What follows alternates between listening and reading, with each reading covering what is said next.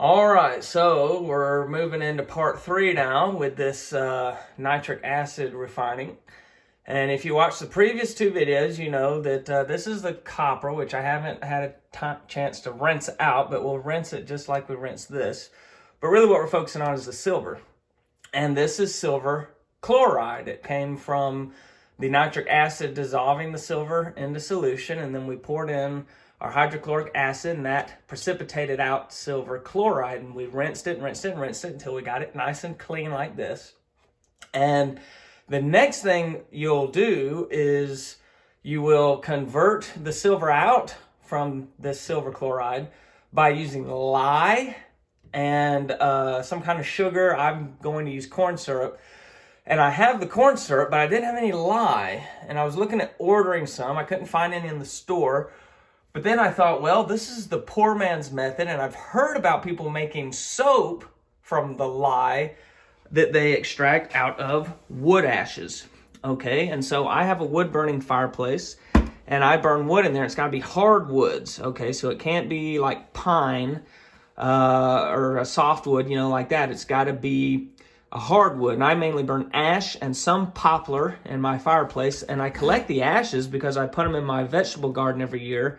And that just puts some nutrients in the soil to help the plants. But I thought, you know what, I'm going to do something I've never done before, and I'm going to try to convert the silver chloride using lye from wood ashes. And so I looked around to see if anyone else had tried this, and I couldn't find it. All the stuff I found about getting lye from ashes was to either make soap with or make homemade drain cleaner. And this will produce a drain cleaner type lye, and it can burn through your hair and flesh and stuff, which is why I'm going to be wearing these gloves. Now, it's not as strong as nitric acid. I don't believe there's going to be toxic fumes coming up, so I'm not going to have on my mask and all that kind of stuff. A lot of people I saw working with this didn't even wear gloves, but I'm going to wear the gloves just in case. However, just so you know, if you were to spill some of that, once we make it, the lye water, if you spilt the lye water on your skin and it was burning it, you could pour vinegar on the skin or on the area where the burn's taking place, and that will stop it, because this is going to produce an alkaline or a base, which is the opposite of an acid. Now, it will behave like an acid because it's very strong. It can burn through hair and skin and things like that. But it is the opposite of an acid, and vinegar is an acid. And so if you pour that onto a burn on your skin or something, from this base, this alkaline getting on there, it will neutralize that reaction, okay? Because if you were to make soap, and I'm not going to do that, this is not a soap making video, but if you were to make soap, you would burn fat down, melt it down, and then add in your lye water from this, and then that causes a reaction. But when you spill it on your skin, the reaction that's happening to the lard you melt down when you're making the soap, that reaction will happen to the fats in your skin, and it's painful and it burns. And so I'm going to wear gloves just to be safe. I've got on, protective clothing. I'm not too worried about it getting up in my eyes. Hopefully that doesn't happen. But if I did spill it on there, say I forget to put my gloves on, it splashes on my hand, I'm going to have this handy so that I can neutralize that reaction and minimize the damage to my skin.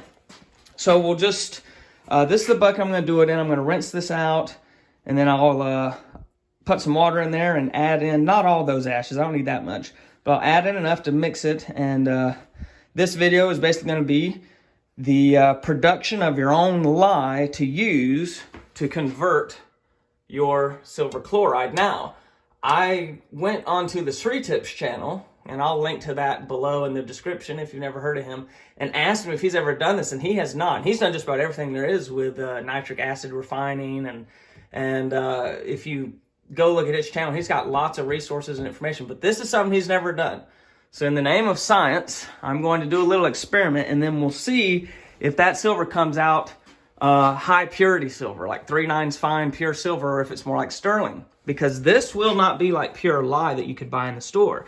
There's going to be some contaminants, but I believe one of the contaminants is carbon, and carbon can actually be used in other ways to purify metal, so it might actually be a good thing to use homemade lye from wood ashes. So that'll be the content of this video. This part 3 is In the poor man's method, of course, you can always buy it or order lye if you can't find it in the store. Might be a little spendy that route. So we're going to look at making our own lye from hard wood ashes and then using that along with the corn syrup to convert our silver chloride to pure silver. All right, so I'm just going to give this a quick little rinse here. You can see that water's dirty, and so I'm trying to just get everything rinsed down, and I'll probably wipe it with a cloth after I dump it. All right. Okay. And this is nice in the winter time to have a drain and a hose just right here in the garage. So I'll dump that out.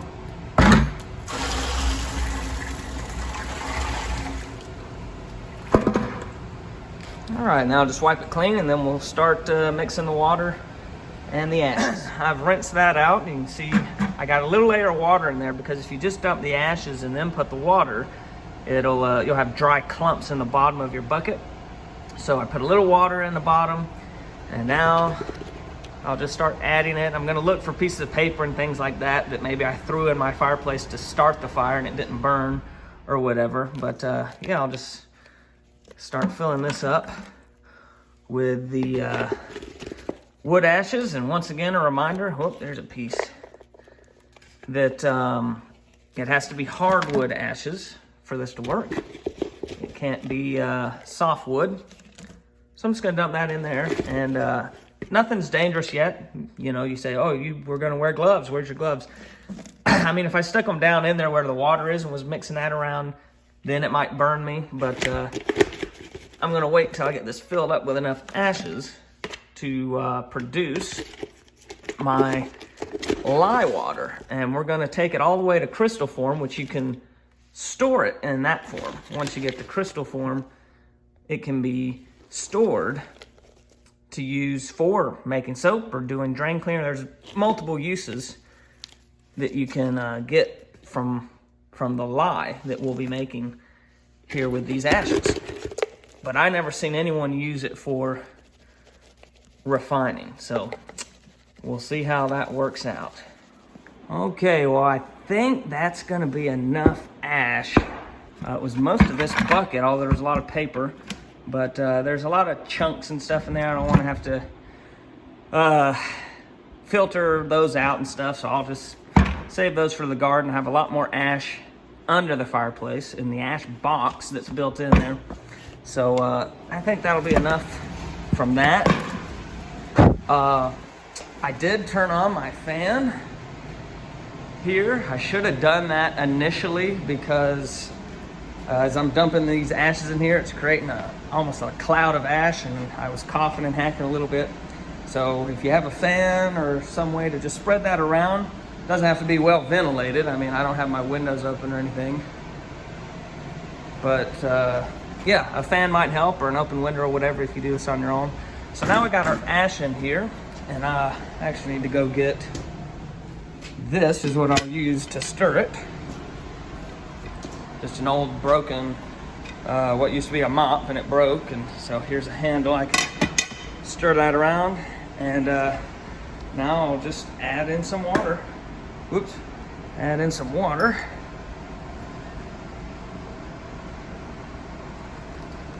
And if you watch some videos on like soap makers and stuff, they talk about getting the ratio of the lye water correct, which you have to do. But here we're not worried about that because we're going to concentrate this stuff down to crystal form. As I've said, we're going to be making lye crystals with this. So we're not worried about any kind of ratios at this point. If you were going to make soap with leftovers, then you would just put the crystals in water and try to get the ratio that way. So it looks like I've got something I can pull out there. Some wood that doesn't need to be in there, but I'm gonna put my gloves on first, and then I'll pull that out and start mixing this around.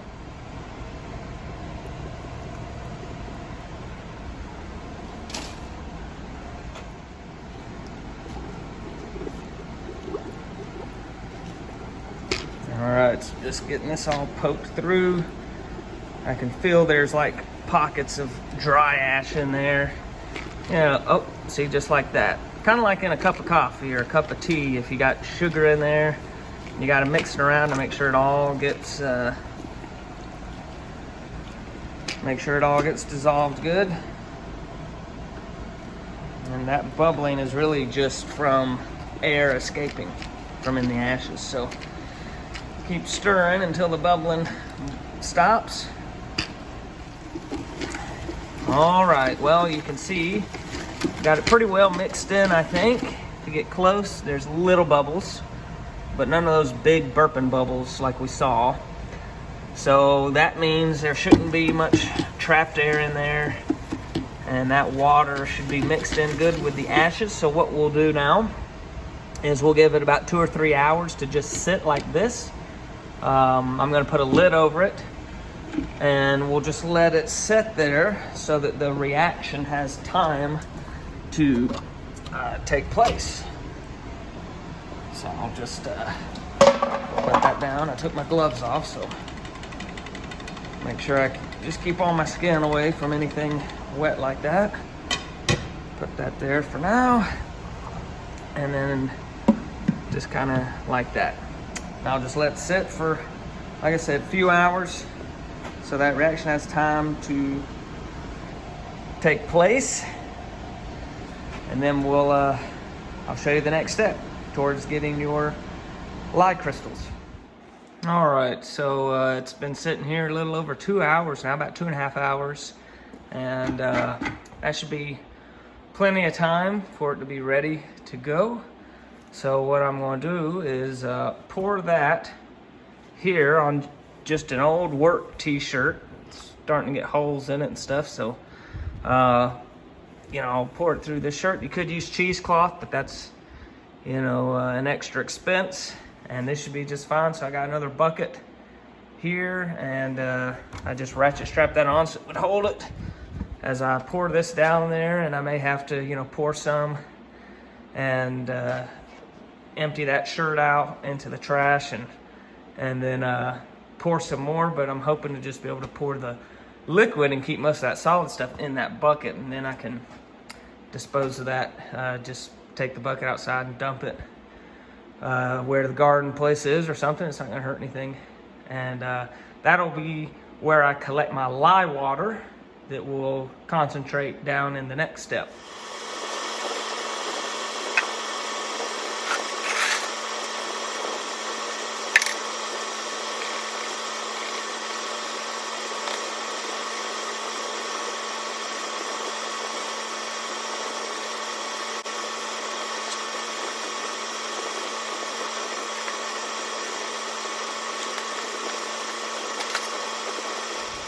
Well, you can see that didn't go according to plan. I wanted to take this off because it was starting to drain slow, and then, you know, just dump that out and continue pouring the lye water in.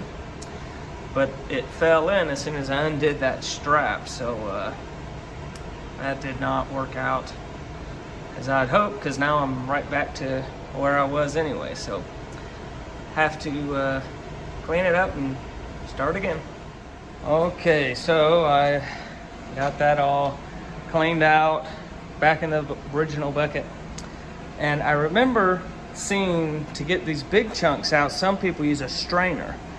And I was going to get my strainer, and I remembered I found this on the side of the road years ago, and I've never found a use for it, but it's like one of those McDonald's fried, you know, they dip the fries in the hot oil and stuff there, but that might be good to pour and get the big chunks out, and then I can, you know, transfer it back over here, rinse the bucket, and then do that. That way the fibers, the holes in between the fibers of the shirt don't clog up so fast, and it should move through a little better. So we'll see if we can have a little bit better luck this time around.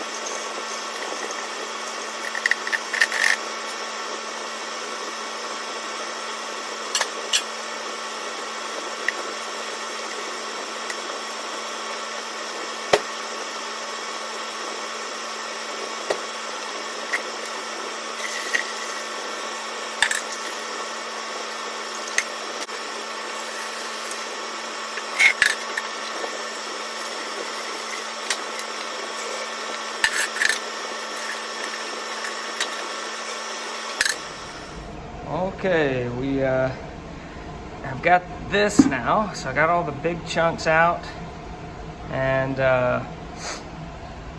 rinse that bucket so that I can start pouring that through the shirt again, and hopefully it doesn't clog up so quickly this time, because all the big chunks are out of here, and I was taking it and throwing it out into the garden area outside.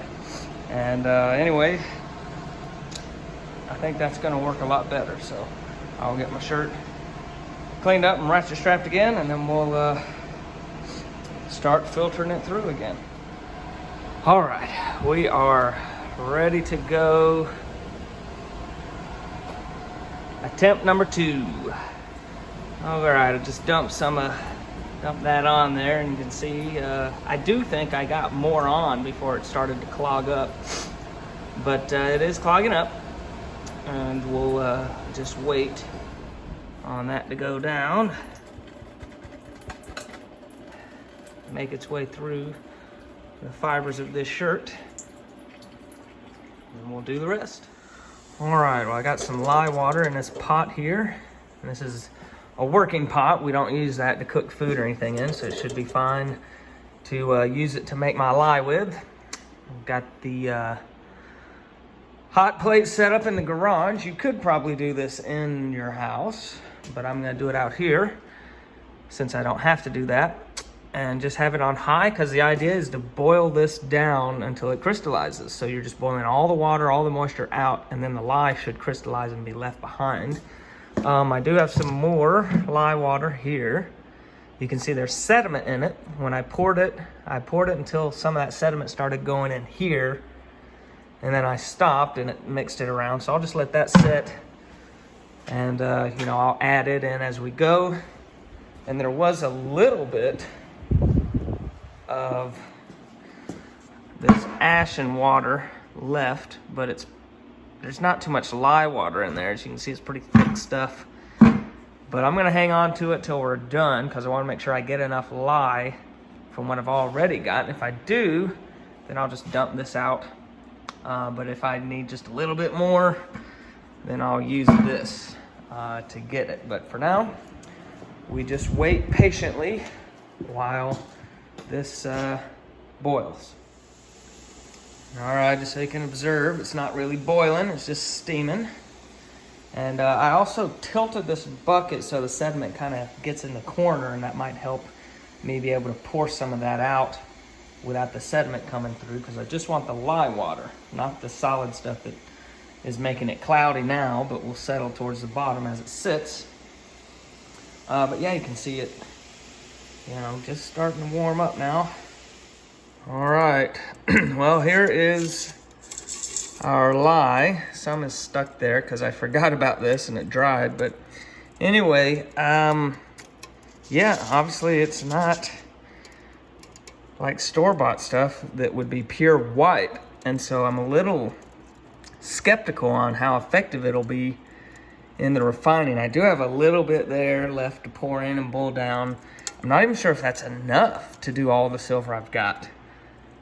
So what I might do throughout this little series of refining that silver is do a portion of the batch with my homemade lye, and do another portion with the tried and true lye, store-bought lye, and then compare the result. And who knows, maybe it'll be the same. Or maybe this will produce more of a coin silver, like 90%, or a sterling 925 or whatever, and the store-bought stuff will be 3 nines fine. I don't know. It's kind, like I said, it's kind of an experiment in the name of science, because I couldn't find anyone who had made wood ash lye like this and then refined silver with it. And so we'll see what happens. But I definitely think I need to do 2 separate batches instead of this for all of it, because it's just, it's not white, pure white like store-bought lye. So there must be something else in there. And I am curious to see if that'll affect the purity of the end product, the silver. So anyway, that will conclude this video in part 3, where we just made our own lye for silver chloride conversion.